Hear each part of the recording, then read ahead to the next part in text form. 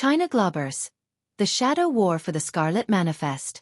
The Scarlet Manifest was never just a ledger. It was a contract, a map, and a curse. One that bound the China Globbers to an empire that existed not in the light of history, but in the shadows of power. For centuries, it had remained hidden, passed between the hands of those who understood its true significance. But now, as whispers of the Globbers' return grew louder, one thing became clear. The war for the Scarlet Manifest had begun. The hunt for James Aldridge. Cairo, 1929. James Aldridge sat in the corner of a dimly lit cafe, the air thick with the scent of cardamom and smoke. He had spent the last year chasing fragments of the Scarlet Manifest, traveling from the vaults of the Vatican to the ruins of Portuguese forts in Goa. Each clue led him deeper into a history that had been deliberately erased. But now, he was being hunted. The Hollow Circle had put a price on his head. The China Globbers had already found him twice. Once in Venice, where he barely escaped a fire that consumed an entire library, and again in Istanbul, where a man with no eyes had left a warning carved into a wooden table. Turn back or be swallowed by the tide. Aldridge could feel it. The war was reaching a breaking point. And he was at its center. His latest lead pointed to a sealed chamber beneath the Great Pyramid, one that did not appear on any archaeological record. But as he finished his tea and stepped into the crowded streets of Cairo, he sensed the presence before he saw it. A figure in a long black coat, standing at the far end of the market. Watching. Aldridge's breath caught. He had seen that coat before. China Globber insignia, woven into the fabric in silk so dark it could only be seen in the right light. They had found him. The secret chamber of the pharaoh. Beneath the Great Pyramid. 1929. With no other choice, Aldridge moved quickly, bribing his way into a dig site guarded by British officials. He knew time was against him. The chamber, according to the lost diary of Edgar Wainwright, had been sealed over 2,000 years ago. Not by Egyptians, but by strangers from the sea. As he stepped inside, the walls came alive with ancient carvings, but they were not hieroglyphs. Instead, they depicted massive ships, their sails adorned with symbols of dragons, serpents, and men without faces. And then, at the very center of the chamber, he saw it. A stone tablet, cracked but still intact. The words inscribed upon it were not Egyptian, not Greek, not Latin. But Aldridge had seen this script before. It was the same writing found in the Scarlet Manifest. He pulled out his notebook, his hands shaking as he copied the inscription. But before he could finish, the ground trembled. From the entrance, shouts echoed down the corridor. The China Globbers had arrived. The last keepers of the Scarlet Manifest. The forbidden waters of the Pacific, 1930. Aldridge barely escaped Cairo.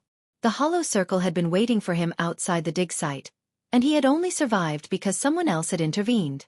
A woman named Mei Ling, an exiled member of the Hollow Circle who claimed to know the true origins of the China Globbers. The Scarlet Manifest was never just a trade document, she told him. It is the only record of a debt older than the empires of man. And now that debt must be repaid.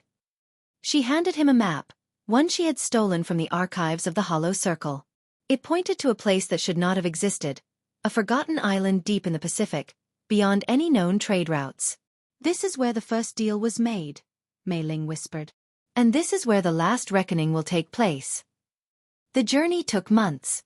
The seas around the island were cursed, known among sailors as the Hollow Veil, a stretch of water where ships disappeared without a trace. As they neared the island, their compasses failed. The ocean became unnaturally still. And then, through the mist, it appeared. A city. A city built for giants, its towers of black stone rising from the sea, untouched by time. The architecture was neither Chinese nor European, neither ancient or modern. It was something else entirely. Aldridge and Mei Ling stepped onto the shore, their hearts pounding. And from the shadows of the ruins, they heard the first voice. A voice that spoke in the language of the Scarlet Manifest. A voice that had been waiting for them. The reckoning approaches. The China Globbers were never just merchants. They were gatekeepers of something far older, something buried beneath the history books, erased from time itself. Now, the past was awakening. The final chapter of the Scarlet Manifest was being written in blood and fire.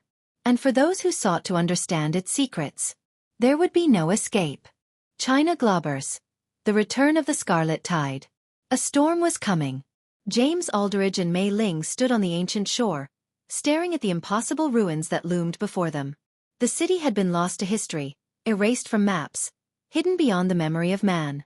But here it was, rising from the mist like a ghost of the past, untouched by time.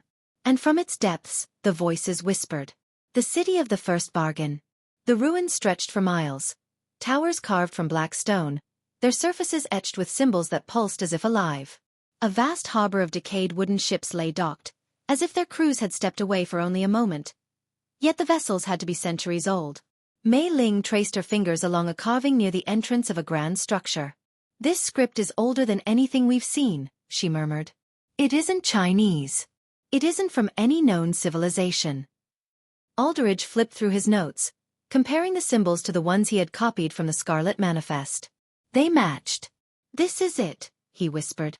The place where it all began. The birthplace of the China Globbers. A city built for those who had made the first bargain. A deal that had shaped the world's trade, its power, its very future. A deal that had never been broken. And now, after centuries of silence, the debt was being called in. The Hollow Circle's final move. Somewhere in the South Pacific, 1930. Far across the ocean, in the dark corridors of a Hollow Circle warship, a desperate meeting was taking place. The leaders of the Order, men who had inherited the legacy of secrecy, stood around a table, their faces pale as they examined the latest reports. Aldridge found it. One of them spat. He made it to the city. A heavy silence followed. Then, from the shadows, a voice spoke. Then it is already too late. The speaker stepped forward, a figure clad in a high-collared coat, the emblem of the China Globbers woven into the fabric. Unlike the others in the room, he did not seem afraid. He seemed amused. You tried to erase us, he continued, but the past does not die so easily. The Hollow Circle leaders exchanged uneasy glances. What do you want? One of them demanded. The man smiled. The same thing you do, he said. To claim what was promised. He placed a parchment on the table, one that had not been seen for centuries. It was the original contract of the Scarlet Manifest. The terms were still binding. The Door Beneath the Sea. The Lost City. 1930. Aldridge and Mei Ling ventured deeper into the ruins, following the carvings until they reached the entrance of a temple, its massive stone doors sealed shut. At its base, a basin of water as dark as ink shimmered under the faint light. It's not water, Mei Ling realized. It's something else. Aldridge knelt beside it, his fingers hovering over the surface. The liquid was thick, unnatural, reflecting shadows that moved on their own. Then, suddenly, a hand burst through the surface. Aldridge stumbled backward as the figure rose from the black pool, its face hidden beneath a tattered hood. It spoke, but its voice was not human. The debt remains unpaid. The temple doors groaned open. Inside, the truth awaited. The awakening of the China Globbers. Beneath the city lay a burial chamber. Not for kings, not for warriors, but for something older. The air was thick with the scent of salt and decay. Along the walls, names were etched into the stone. Thousands of them. And at the center of the chamber, upon a massive obsidian altar, lay the Scarlet Manifest. Aldridge stepped forward. This is it, he whispered. But before he could reach it, a gust of wind howled through the chamber, and the names on the walls began to glow with crimson light. One by one, the figures in the carvings began to move. Eyes opened where there had been none. Mouths whispered secrets long buried. And then, a low, thunderous voice filled the chamber. Who dares to claim the manifest? Mei Ling grabbed Aldridge's arm. We need to go. But it was too late. From the shadows of the chamber, they emerged. The first China Globbers. Their faces were hidden behind masks of bone and gold. Their robes were tattered, their bodies untouched by time.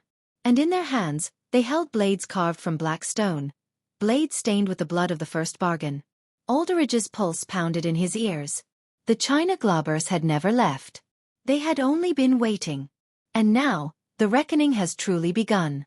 The final war for the Scarlet Manifest. The China Globbers were no longer legends. They were no longer whispers of the past. They had returned. And as the storm gathered over the Pacific, as the Hollow Circle prepared for war, one thing became clear.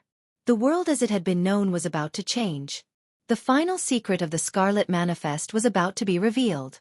And the debt was finally due.